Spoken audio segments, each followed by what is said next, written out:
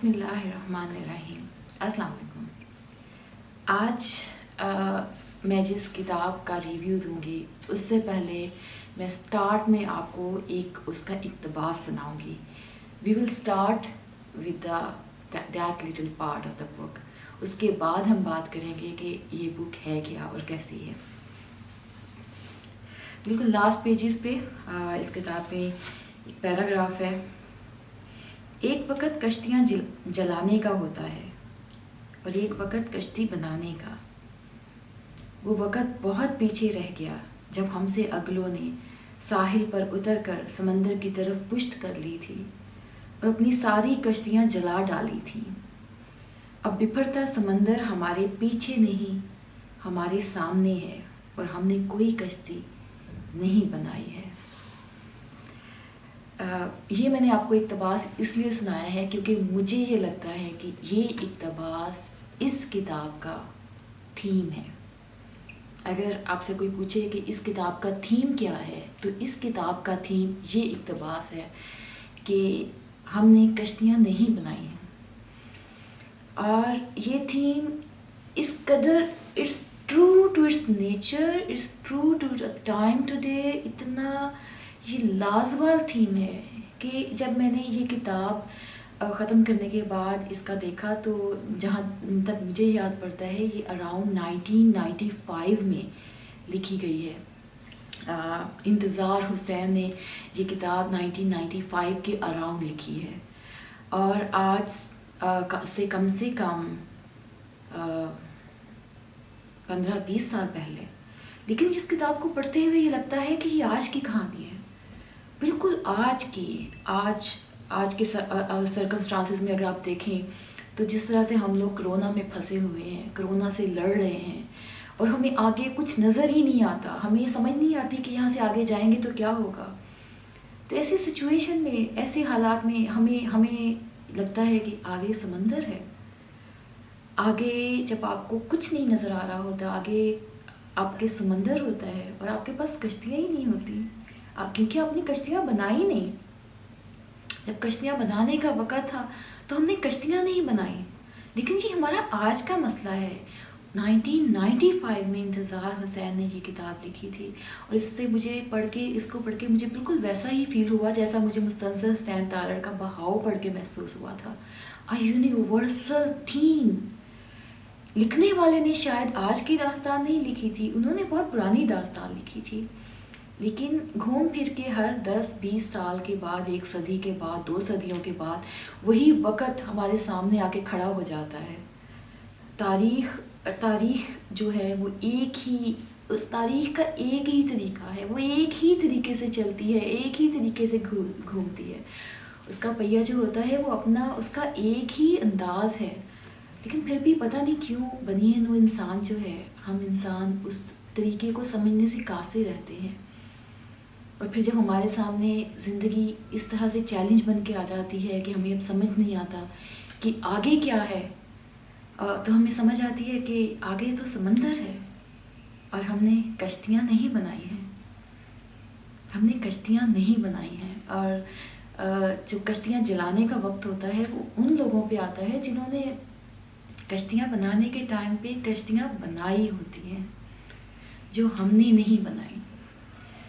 اور اب اگر اس کتاب کو یہ انتظار حسین کی کتاب ہے جو انڈیا میں پیدا ہوئے اور جو مائیگریٹ ہو کے پاکستان آئے، اور یہ اردو ادب کی ایک لازوال، ادب عالیہ کی ایک لازوال مثال ہے، تو مجھے نہیں لگتا کہ یہ صرف مسلمانوں کی داستان ہے۔ میں نے اس کا ویکیپیڈیا میں اس کا تھوڑا سا دیکھا تو اس میں لکھا ہوا تھا کہ اس میں مسلمانوں کے زوال کی شاید داستان ہے۔ مجھے نہیں لگتا کہ مسلمانوں کے زوال کی داستان ہے، مجھے لگتا ہے یہ بنی نوع انسان کے زوال کی داستان ہے۔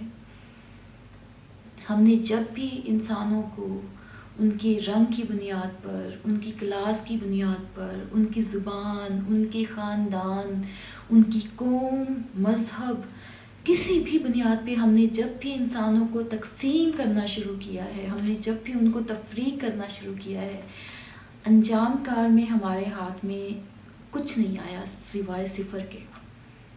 تقسیم جب بھی آپ کرنے لگتے ہیں آخر میں آپ صفر تک ہی پہنچتے ہیں، اس کے بعد آپ کے پاس کچھ نہیں بچتا۔ تو مجھے یہ لگتا ہے کہ یہ بنی نوع انسان کی داستان ہے، یہ مسلمان کی داستان نہیں ہے، یہ اس سے بھی پیچھے کی داستان ہے، یہ گنیش اور نریندر کی داستان ہے، اور یہ راجا اور رانی کی داستان ہے۔ اس قدر خوبصورت کتاب ہے، اس قدر خوبصورت کتاب ہے، لیکن میں آپ کو یہ بتاؤں کہ آپ اس کتاب کو پڑھ نہیں سکتے۔ اگر آپ کو لگتا ہے پڑھنا ایک عمل ہے تو اس کتاب کو آپ پڑھ نہیں سکتے۔ یہ کتاب پڑھنے کے لیے نہیں ہے، یہ پڑھنے کے لیے نہیں ہے۔ یہ جو کتاب ہے this is one of those books that needs a whole process, جن کو پڑھنے کا، جن کو جاننے کا، جن کو سمجھنے کا ایک پورا عمل ہوتا ہے۔ آپ کو اس پورے عمل مسلسل سے گزرنا پڑتا ہے، اور وہ عمل ہوتا ہے کہ آپ پڑھنا شروع کرتے ہیں، پھر آپ پڑھتے پڑھتے سوچ میں پڑ جاتے ہیں، سوچتے سوچتے آپ ڈوب جاتے ہیں، ڈوبتے ڈوبتے آپ گمشدہ ہو جاتے ہیں، پھر آپ کہیں پہ ریزہ ریزہ ہو جاتے ہیں، پھر کہیں پہ آپ ٹکڑے ٹکڑے ہو جاتے ہیں، آپ کے فیومز تک سمجھے بخارات بن کے ہوا میں تحلیل ہو جاتے ہیں، اور پھر اچانک کہیں سے آپ ایک دم سے زمین پہ گر پڑتے ہیں، اور پھر وہیں سے پڑھنا شروع کرتے ہیں، then repeat the whole process. So it's a whole process. یہ جو کتاب ہے یہ وہ پورا پروسیس مانگتی ہے آپ سے۔ آپ اس کو ایسے نہیں کر سکتے کہ آپ نے اس کو اٹھایا، پڑھا اور پڑھ کے رکھ دیا، آپ اس کو ایسے نہیں کر سکتے۔ یہ آپ کو کا مکمل وجود مانگتی ہے، یہ کتاب آپ کو مکمل طور پہ اپنے پروسیس میں اس ترتیب سے گزارے گی جو لکھنے والے نے طے کر دی ہے، پھر ہی آپ اس کو سمجھ سکیں گے، پھر ہی آپ جان سکیں گے کہ یہ تحریر ہے کیا اور اس میں ہے کیا۔ ویسے basically this is a novel, اگر آپ کو نہیں پتا تو میں آپ کو بتاؤں کہ یہ ناول ہے ایکچولی، اور یہ انتظار حسین کی وہ واحد کتاب ہے، وہ پہلی کتاب ہے جو میں نے پڑھی ہے۔ اس سے پہلے میں نے بھی بہت سارے لوگوں کی طرح ان کا نام تو بہت سنا تھا، لیکن یہ پہلی کتاب ہے جو میں نے پڑھی ہے، and I am in love with this book. Oh my god, حیران کن کتاب ہے اور بہت ہی خوبصورت۔ اب میں آپ کو ایک اور لائن سناتی ہوں اس کی، اور مجھے لگتا ہے کہ اگر ہم اس پیراگراف سے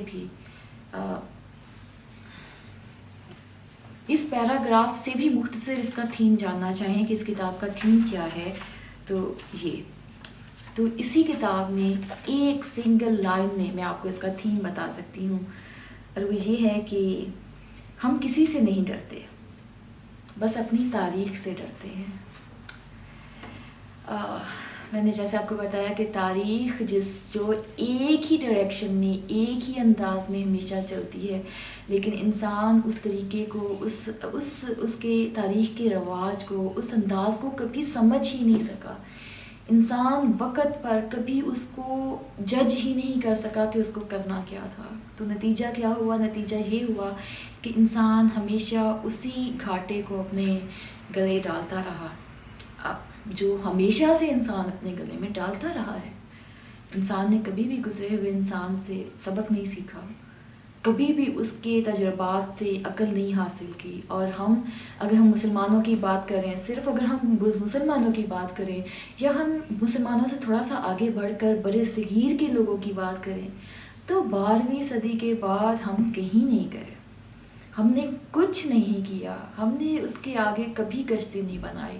as a Muslim, as a Asian persons, Asians میں سے ساؤتھ ایشینز، ہم کہیں نہیں گئے، ہم نے کوئی کشتیاں نہیں بنائی اپنے لیے۔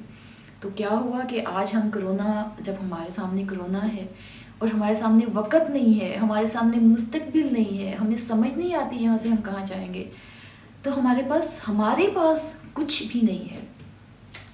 ہمیں یورپ کی طرف، ہمیں مغرب کی طرف، امریکہ کی طرف، برطانیہ، چائنا کی طرف دیکھنا پڑ رہا ہے، جنہوں نے کشتیاں بنائی ہیں کہ وہ ہماری کوئی مدد کریں، اس میں ہمیں کسی طرح سے اس میں سے نکالیں، کیونکہ ہم تو نکل نہیں سکتے۔ تو یہ تاریخ کا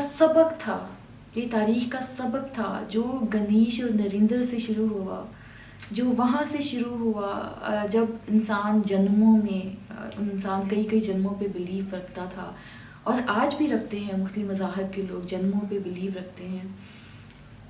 اور جب ایسے انسان بٹنا شروع ہوا، ٹوٹنا شروع ہوا، اور پھر کرتبہ، اشبیلا اور گرناتا اور کس کس سٹیجز سے ہم لوگ گزر کر، ہم پرٹیکولرلی مسلم اور generally we are all human beings, ہم تمام انسان ان تمام تفریقوں سے، ان تمام اختلافات میں سے گزرتے ہوئے پھر ایک لیول پہ یہاں پہنچ جاتے ہیں اور پہنچ چکے ہیں.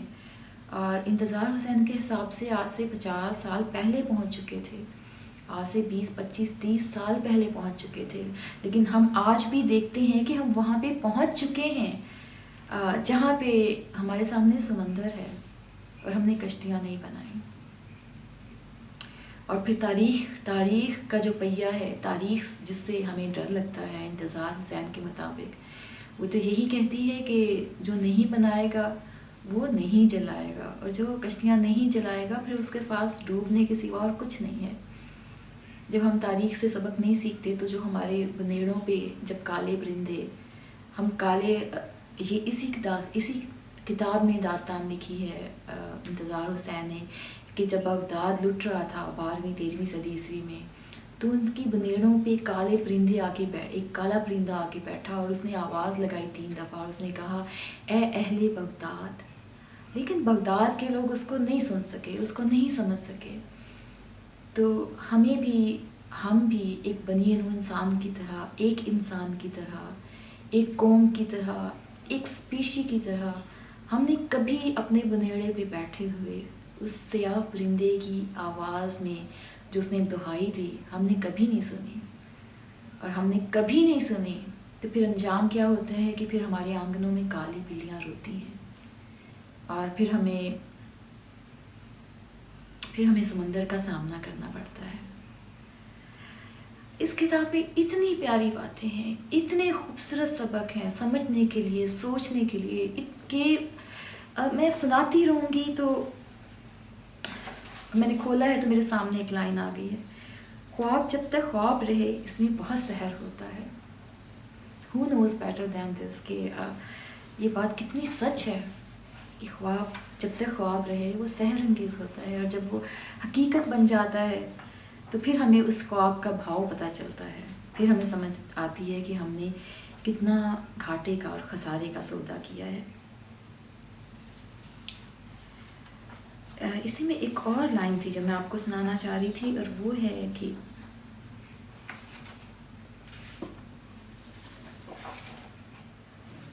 ایک لائن، ایک ڈائلاگ ہے اس کے بیچ میں، پچھلی اسپیشل یہیں کٹی تھی، یہاں سے کسی طرح سے نکل جائیں. ہم زندگی میں جب گھوم گھما کر وہاں پہنچ جاتے ہیں جہاں پہ پچھلی اسپیشل ٹرین لٹی ہوتی ہے، اور ہم پھر وہیں لٹ جاتے ہیں، تو پھر اسے انسان خسارے میں نہیں ہوگا تو پھر کیا ہوگا. اس میں یہ ہے، راجا کو تو اس سے بھی پچھلا جنم یاد آ گیا، مصیبت در مصیبت، ایک جنم خوار ہونے کے لیے کیا کم ہوتا ہے، پھر دوسرا جنم کیوں، اور خالی دوسرا نہیں، جنموں کا تو کوئی انت ہی نہیں، جنم جنم کی خواری.